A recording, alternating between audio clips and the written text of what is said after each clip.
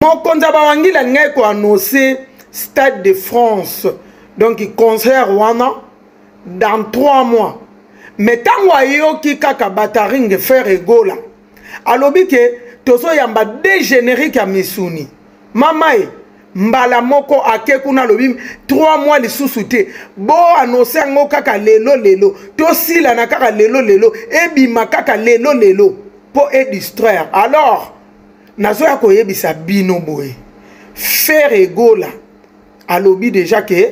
alambi déjà bazo tchela biso déjà na basane to lingi déjà to banda ko liango vedi to ça na ba fourchette na maboko koko isa fourchette te ko lembisa loboko te générique na biso ezo bima alors faut to savourer ngona ndenga mokete mama ba voisin etali biso te ya bango eza ya bango balobi boya sepela pe na oya baninga to sepeli babeta problème ezate po biso pe to betaka.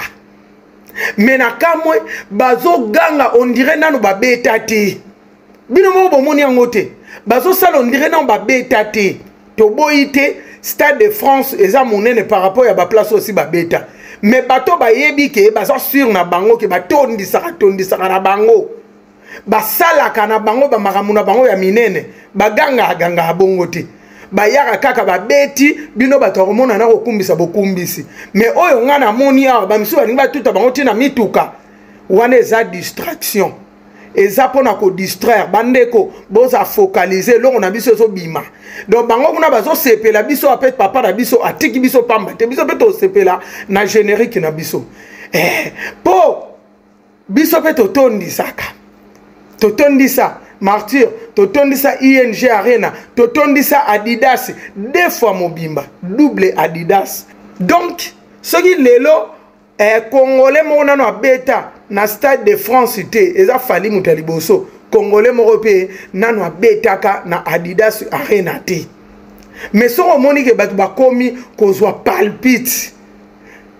Babimisi date na bango me komi ka est-ce que yekuta kokoka?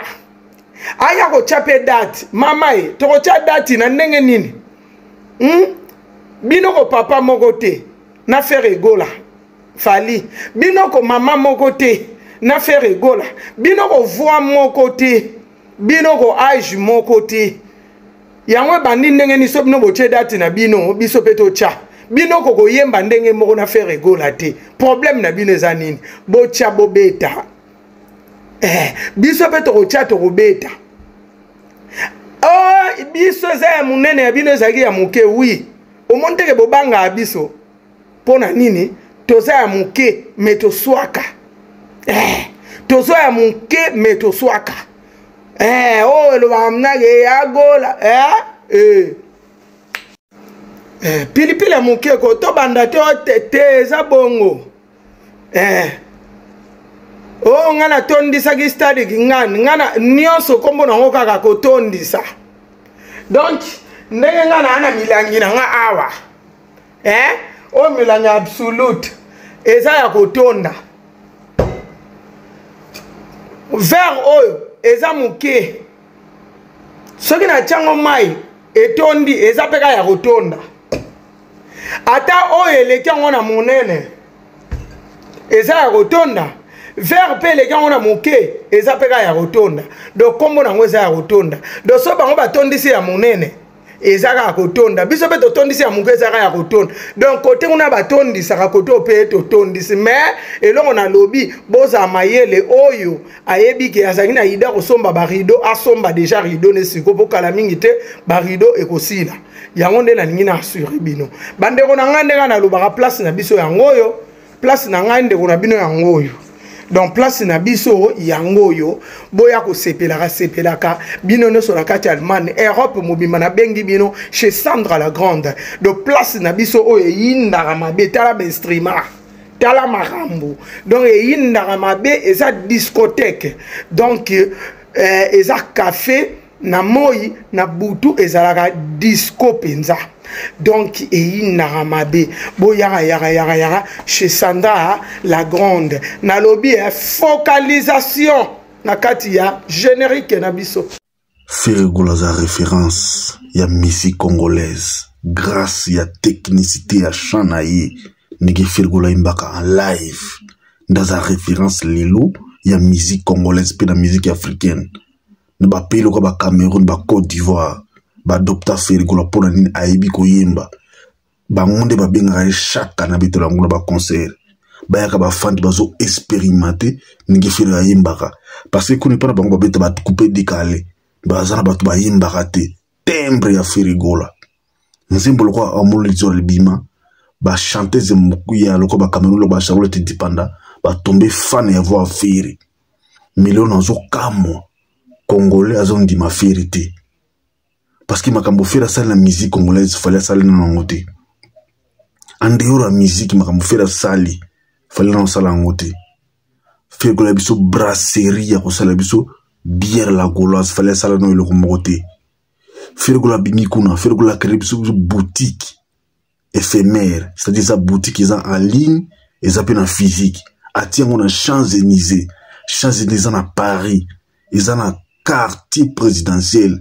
quartier Macron Zalaka, quartier ba président français ba Fandaka. Ici quand on a des Ferregola tia boutique naïe, ba médias français, ba médias congolais, ba couvrir événement on a tant on fait betara double tasse arena naïe. Ba to ça ko somba, ba to ça qui ngo ma file indien, ba vidéo ezali tilelo. Minazo kamwa moto ya obi malelo kwa fallait te date na ya concert de France non Ferregola dembelaka fali mais non des fois tous la série oza créateur ba contenu ko dike basi tikala kuna mais côté histoire côté chronique musique ozate tous na chronique mafinga te mais na chronique musique c'est ça l'avantage na biso ba oyo to pesa la chronologie histoire ndenge banda ki pende zo continuer ko kindi to ça ba histoire ya moment présent ya musique na biso ya culture na biso to ça na ba intelligence na ba connaissance ko le ba te délai parce que biso to puiser na source to continuer ko kinango papa o mbata ki grand chanteur congolais lobanini la rumba congolaise na 3 normes il faut respecter ngo ya liboso na voix il faut en avoir ya mbale faut en ba texte à bien ya miso to mélodie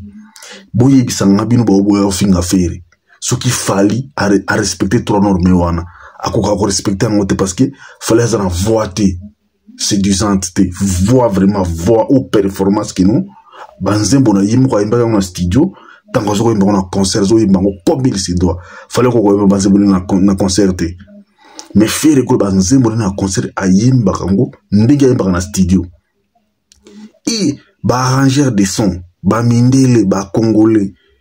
ba to maison mère ba mo ba témoigner ba secrétaire CG et l'autre monde ba témoigner qui Ferregola so ayembi ka ba témoin na ye ba za suna tante ba benga so ya pour la deuxième fois ba témoin salaka yonka de ba tiaka ngona ba CD mais ce que bozo ya le lobo ya ko vidi pande Ferre ka pour fallait monsieur stade de France bolimbo comme ça ba to ko surtout ko ba zo ba na bindini et c'est son temps so ka na tana ya beta stade akobeta to boite avec la stade de France na ito so jaloux na ngote biso peut ba date na biso ba skem so to beta Ferre beta na Russie fallait no comment na Russie mboka Russie fallait comment ngote mais Ferre beta ko na concert mi bali ba vidéo na YouTube référence ba vidéo ezali mais to monde est-ce ba fallait beta ba yo arena banani to monde ba vidéo ezate mais ya Ferre Russie ezali Ferre beta Genève arena ba image ezali mais fallait tout le monde ba image te mais vous avez ba que Ferregola c'est victime za kana nini non des fois to longola ba hypocrisie to longola ba ineptie parce que moto les lozo représenter la musique au babengi rumba congolais c'est Ferre tant que rumba comme qui patrimoine immatériel na UNESCO les seuls artistes ou ba pesaka invitation ya koyemba c'était Ferre et ça ba to bino ko binati parce que Ferregola en lui seul voix na il maîtriser ba voix tout asa les seuls artistes ou aimba ba artiste tout ba asa les seuls artistes ou ba artiste musu ba ko yemba ite se Ferre abo itikala ko yebango bobo ntsa Ferre me boku ka Ferre te boku ka Ferregola na molili me na moi boku ka Ferre te parce que la lumière de Ferregola les éclairer image ya biso ba congolais Ferregola à Sakiza jamais par la moto, à se plaindra jamais par la moto, à se victimiser jamais par la moto. Mais l'autre comme au monde, bato bazako sala contenu pour qu'on dise basi, ba comme il est là, ba comme bato détracteur à Ferre. Tout juste là parce que Ferregola aza na eloko akosala te po fallait misi date na ye abeta na stade ya France et comme kino Fergola se victimisaka Fergola za eloko asalaka te aza toujours moto ya bata makasima fali po abima mais non Fergola beta concert na Russie. Est-ce qu'il ferait ça beta concert na Russie? Faire un petit concert na Genève Arena. Est-ce qu'il fallait ça beta concert na Genève Arena? Non. Des fois Congolais photos à la série tant aux na TV ozoya ko laki sa ba blo buzoba ba inepsi pona ko ba ko laki sa ba to kino yo yebi ko loba ils étaient sur le ko ba français ndoko se moki na Fergola ko Fergola tangate yango ya ko se moki na Fergola ba to kino yo yebi ko leka ba to bili non. Il faut des fois tous en avoir retenu tant ozoya na télévision ko loba so na TikTok oza champion ko loba ya ko diki ba na TikTok au peut échapper au peut se te donner des leçons non c'est pas ça mon frère. Zalama il Fergola za icône à sa référence y a ba chanteur y africain parce que Fergola ebika ko yemba jamais mon Fergola le kana télévision bandiko ko finga bato to ko boya bato aboya kangote Fergola betela bato maboko na télévision les seuls artistes au Fergo ou les seuls artistes na monde on a en tant que Gaulois on a mona ekino aleki a commission master ne fali mwana mainanga asala ba rumba bi ba interview ya Fergola kalezali mais jamais tout monde ska fala asala interview boy a komisa faire ezate mais sur lundi ba archive ezali l'avantage na Fergola ndima ba tout mais siko bino sala bino passi pour parce que Fergola ce que ça Fergola sali makamte bilinga wolba kino Fergola se victimiser ce que bato bino basali makambo bilinga siko ya bola sa Fergola kino po casquette kino Fergola a ça suki makamni non tokola rapi la communauté congolaise comme obeba pona bino ba faux influenceur oyo lokosa na communauté ba million bato ba Holanda yo oyeko ya ko créer biloko moko po oya ko distraire bato non biso to créer ba contenu te pona ko ya ko distraire bato to créer ba contenu pona ko valoriser culture na biso la culture congolaise la musique congolaise a basé la rumba congolaise na trois normes d'abord voix texte na mélodie c'est ça le papa mbaloba ba grand chanteur baloba ngo ya Congo ba kolo rumba baloba ngo mais ce que yo ko lo biso na danseur ko biso danseur ou danseur sanan non des fois bozala na ba retenir tant boya ba légation bino ezangiti na wana tsiki na feri bokeba okota bonganga te okoma lokola Fergola musicien ya liboso abeta double Adidas Arena musicien congolais ya liboso asala sold out na Europe ya double Adidas Arena okota bonganga te okoma lokola Ferry po kinde kobeta concert na Genève Arena ekozwa yo tai c'est-à-dire Ferry beta concert na Genève Arena artiste francophone ya liboso africain mais l'autre au moi ouais comme c'est biso ba bloko ezana tina te ba biso non biso beta stade de France biso beta Ferry beta na Russie bino beta na kunate Ferry beta na Genève Arena bo beta na kunate mais zo sala bino mpasi to lo barate Ferry za mona mai la fana na ikimia ce n'est pas quelqu'un wala mukana tomba do ganga pour kuluka place non Fergola za authentique Fergola version originale à musique congolaise yango ki originalité na ki malamu na ye etika bino bozala leste moto me comme bana duku ko Ferry c'est bien ku finga Ferry mais biso to tsela bino data nini Fergola na calendrier na yazula nango tango bino bozo beta hote golom ko to tsinga bino butia date mais ce que tango bino bisimo quelques kilo na bino et comme ce que boya ko finga ba golwa tsela bino date to tsela biso date na bino bozo nango nini ya bino to wela kite mutu pal azaka jité na mote mais ce que ko tourne biso bo ngo za la jité bo sala makana bino biso to sala makana biso anu mo biso bo petit concerté ba festival Ferry ka yimona petit concert na Kofi ba petit concert to zela to musu ba obeta ba balaka ba obeta mais ce que bino beti anu mo petit concerté mo ngo ce que bo tiana na biso ba to ba concert bo na teki bino mutu no bino sala kate